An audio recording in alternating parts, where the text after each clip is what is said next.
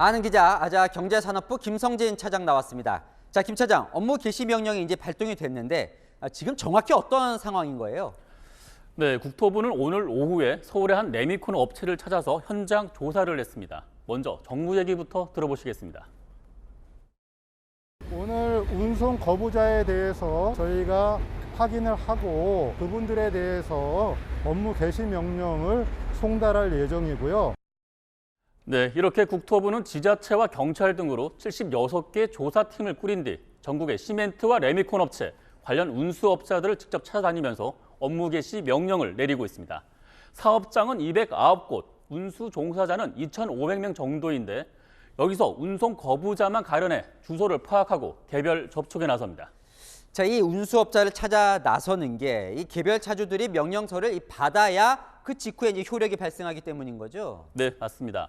오늘 오전에 국무회의 심의 의결로 업무 개시 명령은 발동됐지만 정작 효력이 발생하는 건 국토부 장관 이름의 명령서가 화물차 차주 개개인에게 직접 전달되는 바로 그 순간부터입니다. 명령서를 받은 차주는 다음 날 자정까지 업무 복귀를 해야 합니다. 1차 불응땐 30일 영업정지, 2차 불응땐 운송 자격 자체가 취소됩니다. 또 정당한 사유 없이 명령에 불응하면 3년 이하 징역이나 3천만 원 이하 벌금에 처해집니다.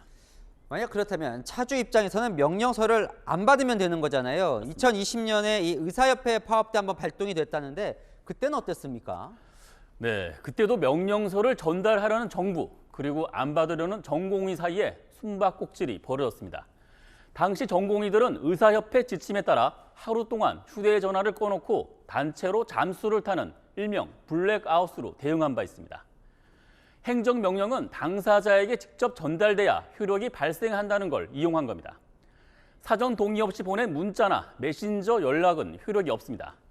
또 간보에 게재하는 공시 송달도 가능은 하지만 최대 14일이 걸린다는 게 문제입니다. 자, 이 정부도 그걸 알 테니까 어떻게든 찾으려고 할 텐데 어떻게 찾는 겁니까? 네, 시멘트 업체와 운송업체 현장 조사를 통해서 평소 계약 맺은 화물차주 명단과 주소를 상당수 확보해 놓은 상태입니다. 또 잠적 등 수령 거부에 대비한 그 다음 카드는 제3자 송달입니다. 고용주, 동거인 또는 동거 가족에게라도 명령서가 전달되면 그때부터 바로 효력이 발생하는 겁니다. 이렇게 되면 이들은 다음 날 자정까지 복귀란 카운트다운이 시작됐음을 어떻게든 차주에게 연락하고 알려야 하는 겁니다. 국토부는 만반의 준비를 했다며 하주에게 명령 송달이 이틀이면 끝날 것으로 자신하고 있습니다. 자, 자신하고 있지만 화물연대는 아직 업무에 복귀할 생각이 없는 것 같은데 그런데 화물연대 입장에서도 면허가 취소되는 거에 대해서는 상당히 부담이 있지 않을까요? 네, 맞습니다. 일단 화물연대는 노동 탄압이라며 강하게 반발하고 있습니다.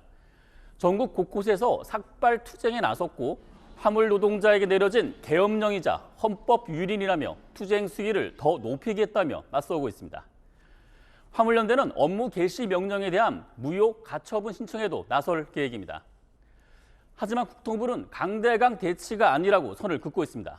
법치와 때법의 대치인 법대강이라며 한 발도 물러서지 않겠다는 걸 분명히 하고 있습니다. 양측의 정명 충돌이 불가피한데요. 결국 분수령은 법원의 가처분 인용 여부가 될 전망입니다. 법원이 국가 경제에 심각한 위기란 정부 주장에 손을 들어줄 경우 화물연대 운송 거부 동력은 크게 떨어질 수밖에 없습니다.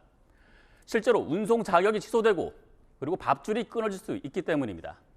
하지만 반대로 법원이 화물연대 손을 들어줄 경우 대화를 통한 타결 외에는 출구가 없는 만큼 물류 차질은 당분간 계속될 수밖에 없습니다. 네, 잘 들었습니다. 아는 기자 김성진 차장이었습니다.